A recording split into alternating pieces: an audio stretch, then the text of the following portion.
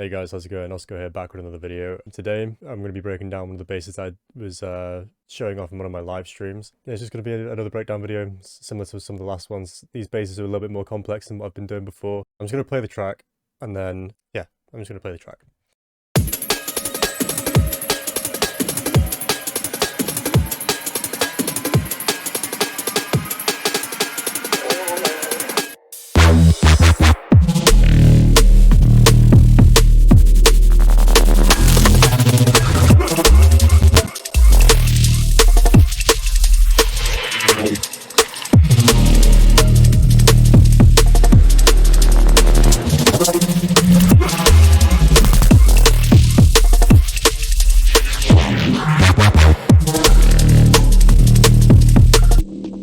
Before we get into the video, guys, if you want to do me a massive favor, just hit that like button, hit the subscribe button, leave a comment down below for any suggestions for any future videos, and I'll try and get back to all the comments.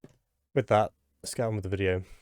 Right, so the bass we're going to be breaking down is these two here. So there's a few different things. So what I'm doing fundamentally with all these basses, even all the pink ones, is I'm creating a bass sound. And not like a bass, B-A-S-S, like B-A-S-E, bass. Like, you know, getting a good 60% of the way there with where I want the sound to be. And then basically using the bass group as like a master processor. And I think this like creates a really, really cohesive gel within your music. Like I did it with Dread. I'm doing it with this track, and I'm doing it with a couple others that I'm working on, and it's getting a really desirable result. So I thought I'd share that with you. You know, get your sounds where you want to be, and if they're all similar sort of sounds, process them in a similar way. I'll show you what I mean. If I take this whole group, which is the bass, you know, the bass master group, and just group that and turn it off, we play that bass again. And then turn it on. So that extra level of processing all the high end is applied to all the basses in the track, basically, and it creates a pretty cohesive sort of sound, I think. Let's jump into this then. I'll go through the master chain towards the end, but we'll jump into the sound. So we're going to turn this off. We're going to listen to this one first. This bass is compiled of two synths in an instrument rack. So we've got like a harmonic, you know, a singular fifth harmonic, which is coming in like a distorted fifth harmonic, which comes in over time. And then we've got the main bass itself. So I'm going to go strip the whole thing back and just turn all the processors off. Okay, I'm going to turn all this off, give that a play again. So this is the patch. So let's strip everything back. We don't need the EQ because it's not working. So we'll turn these off, turn the filter off, turn oscillator B off, and turn the noise off. So we've got the sub and the saw wave now. Now you can hear there's a bit of pitch modulation, and that's about it. So it's the default saw, nothing's being changed there. And the sub is going direct out, no fancy business going on, just maxed out 100%, no LFOs moving anything at all. Within the matrix, I have LFO 3 set to the master tuning. It's set to like 28 semitones, I think. It's moving unipolar. It's just making a decay. Just like, kind of like you'd make a decay on an 808. That's basically what this is, but just extreme. And it's set into envelope mode with the anchor mode set on. Turn BPM off because I felt like I could get a more natural, or like, you know, a decay that sort of fitted the vibe of the track. I prefer to use free, you know, non-synced LFOs now, just because I feel like I know exactly like the way I want the sounds to move, and I feel like I don't quite get it when it's synced. So yeah, I've got that mapped to the master tuning and the noise level. Moving on to the noise, that's just the transient perk. It's in the miscellaneous attacks, you know, transient perk 1, and I've got that set to retrigger non-pitch tracking, and it's just, you know, the phase and randoms brought all the way back because it's a you know, it's just a transient. I want it to play once at the beginning, which is going direct out, so it's bypassing all the filters and distortion and things like that, and the volume is matching it's matching the decay of the pitch, so it should just be there for the pitch bend, you know. So it's just, if I turn that off, you can hear that.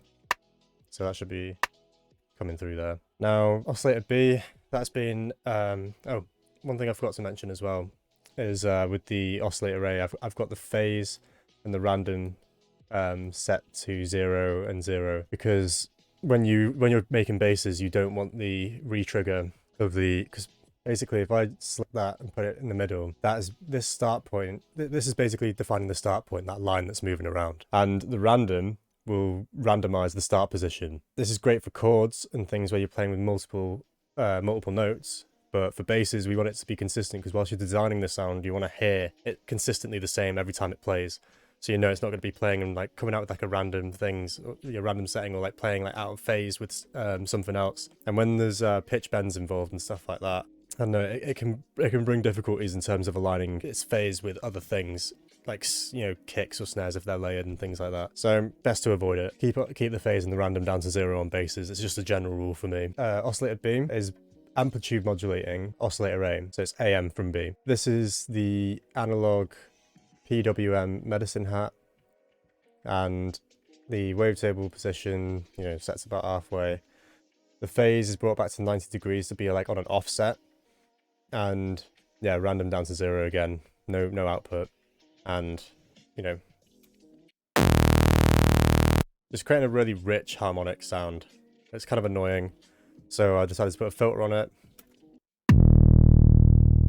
and LFO 5 is just set to BPM sync. I know I just said I didn't like it, but for this bass, because I wanted to have a secondary bass come in over it, I needed it to be tempo synced, because the second bass comes in at a half bar interval after the bass hits. So I wanted this to have a little bit of movement with the filter, and it does a little bit with the other filter at the end. And like once I get to the end of the Serum patch, you'll understand that, like, why I've done it this way. And yeah, that's on envelope mode as well, so it doesn't re-trigger. And I've got the envelope, you know, you can see the settings down here, but you know, if you wanted to dial that in perfectly, you can. Now, the reason why I've gone like really in depth with this is because you can get the same bass, you know, overall sound from the synth, but then process it using your own plugins and your own, you know, interpreting it in your own way, and essentially creating your own sound by the end of it. So the distortion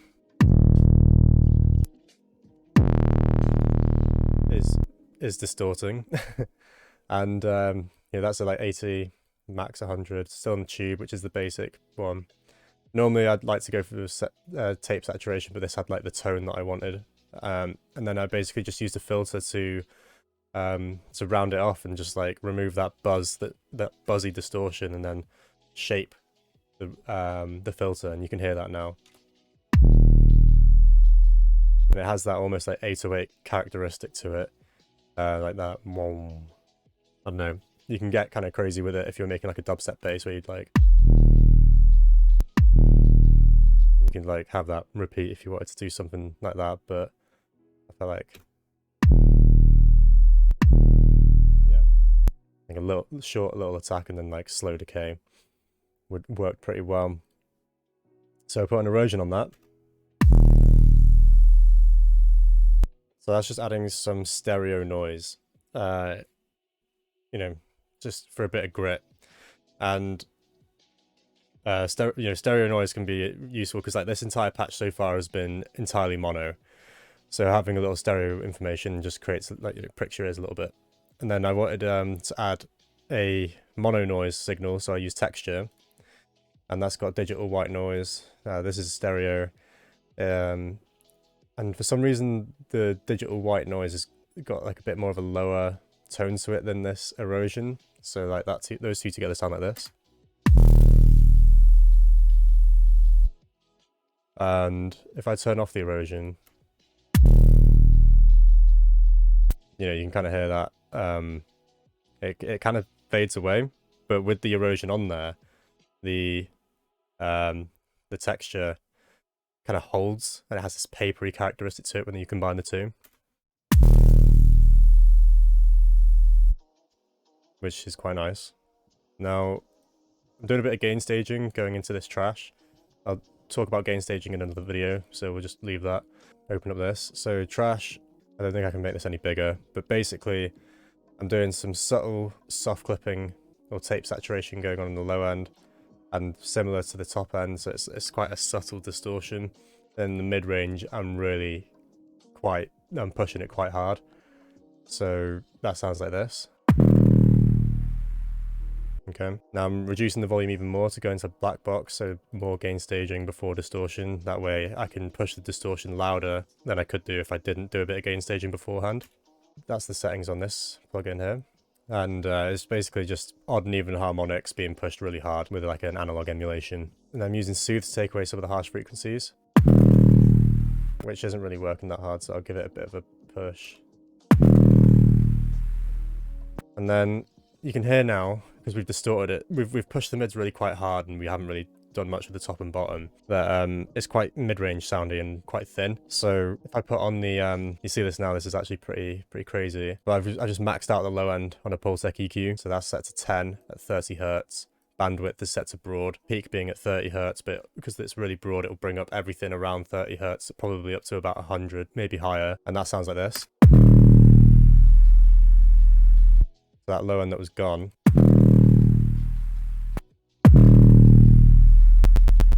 is back. Maybe even give it a little bit of a boost as well.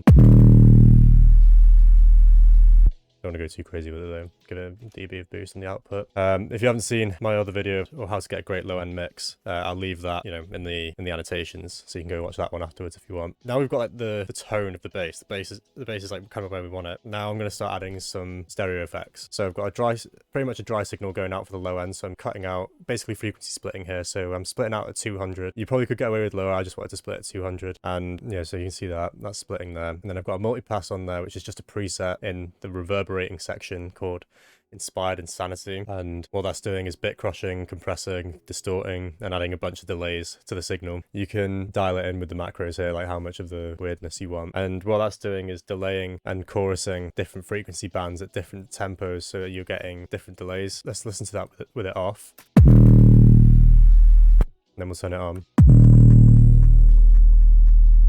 You can hear that puts the bass in a space, especially in the mid-range, but preserves that low end, and more importantly keeps that low end mono compatible, because up until now everything has been bar the erosion, which is just happening in the top end around 5k, you know, everything in the low end's mono compatible so far, which is really important. Because that multipass is like adding bit crushing at 8k, I really didn't like that sound, so I added an EQ around that area.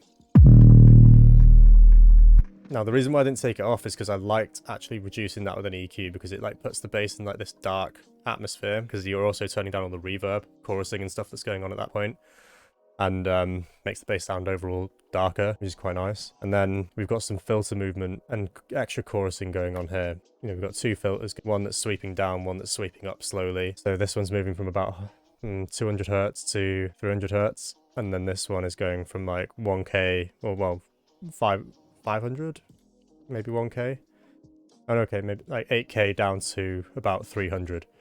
So we'll listen to that in effect now. So if I turn that off,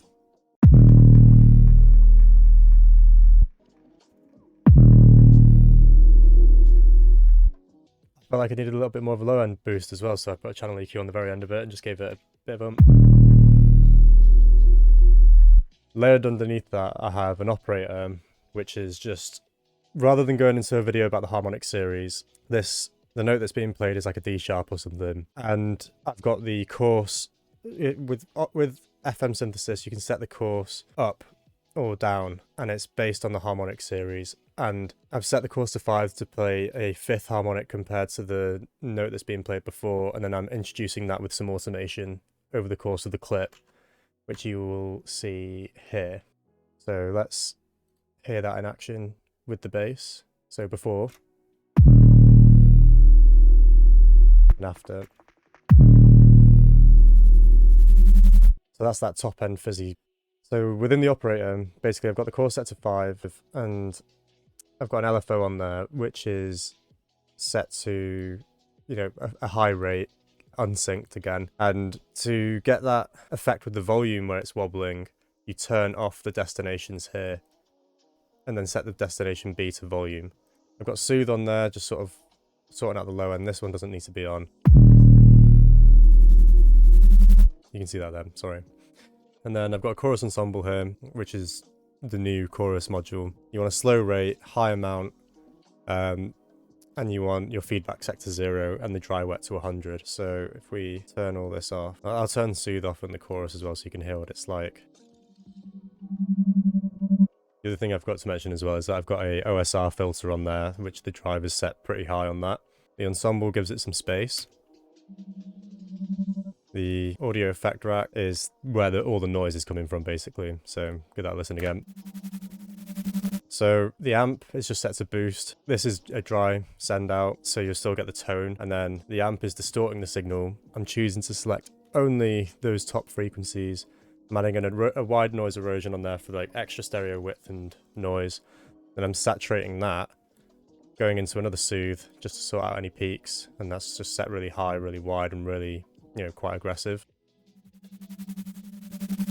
So it sort of takes the edge off of that, and then that's going into the same low boost as well. And yeah, so key takeaway for like all of these basses as well is create original sound, filter, noise, and distortion. So you want to do it in stages. You don't want to like just crush a sound. And if you are going to implement noise into your bass, I'd recommend doing it before the distortion stage, because that way you gel the sound together. It just has, distortion almost has like a gluing effect in that sense. And I do that on the small chain stage, and I also do it with the groups, which is like this distortion layers going on down here. So this bass, fully processed sounds like this, like on the chain. But then I turn on the bass group and it sounds like this. So it's just like you shape the sound the way you want it, and like get it 60% there, and then you just destroy it on the group, and it really gels everything together when you combine it. And then this bass, so it's the same patch in Serum, the exact same patch, but I've made a few minor differences. I've added a lot more drive to the filter, and I think I've opened this up quite a bit. There's no pitch modulation on this one, but all the envelope settings are the same. I've not got a sub, and I've not got a transient on this, because it's a sound that gets introduced over a short period of time, but like has a bit of a tack on it. And the main difference is I've got an EQ on there with an OTT, like default compression. It's actually not doing anything, but I've just got it set into the OTT mode. And then I've got an EQ, which is moving a resonant point within here, so like from 150 hertz roughly going up. Sorry, going down. I've got the gain set quite high on that. I know it doesn't look very high on the graph, but it, 9 dB is quite a bit. And then I've got, the drive set all the way, so I'm maxing out the drive, and then the filter, more drive on the filter as well. And the output is set really loud on this one. And I've got the erosion slightly different. Texture, I think, is the same. Digital white noise, all looks really similar. Then I've got a black box on here. This hasn't got the alt tube on this one, or the air setting, because I've driven it so hard within Serum. And I've got a ring mod on there, which is basically applying another volume shaping thing. So if I turn off ring mod, so yeah, it's creating a bit more fluttery movement. So there's different ways you can create movement. This one just had had a sound to it that I liked. So I chose to ring mod it rather than, do it with a LFO. And I just banded out the mid frequencies here just to have space for this monstrous bass below it. And yeah, and then I've got a Valhalla shimmer on here. This is for an effect that happens later on in the track. So if I turn on this volume automation here and zoom out, you can see when this bass plays again, you can hear like it swells. And you can do this with any reverb. I just decided to do it with shimmer in this one, because shimmer has that effect where like if you put it on anything and then put the dry wet to like 100, which I've done here, and then you put the feedback up a bit as well and the shift up, it has this like turns anything into a pad kind of effect. And that's kind of what I wanted to have just for that short brief period before another bass takes over this Reese bass. So that's basically it. The key takeaway from this video is basically to create your sound and get it shaped the way you want it to. So that, you can see that I've, got my shapes and movement set up in the synth. Really simple, the patch almost doesn't matter. That's the key takeaway for this video. Focus more on your processing than like your, than the patch itself. The patch doesn't really matter. You see all these like Serum videos, like how to get crazy bass out of Serum, and it's like, yeah, cool. But I guarantee none of those videos out there sound like this. Not to sound cocky or anything, but I think these basses sound pretty sick. You can totally achieve this with stock plugins. Like I know for a fact Culprit he's a big like neuro DnB guy, and like, well, maybe not all neuro, but he's definitely done a lot of neuro in the past, and he uses Ableton stock, and his sounds sound way crazier than mine. So this can be done with stock. You just need to dial it in with amps and saturators, and then maybe rather than using, you know, maybe you could get some interesting results using like the convolution reverb with like really short impulses and things like that, resonators as well, to really pop those harmonics and then get some movement out of them. And basically my key takeaway is, if you're kind of trying to do this with operator, I'd recommend using multiple instances and then finding these coarse values and making instrument racks like this and just bringing in the harmonics as and when you need them, because there's so much control over it when you do it like this. And I think for these sort of sound design tips, for like these sorts of basses, like micro control is really what you want to go for, and just bring things in as and when you want, and like to really create that sense of like 3D space and like this morphing bass, to use multiple layers like this, where we've got, you know,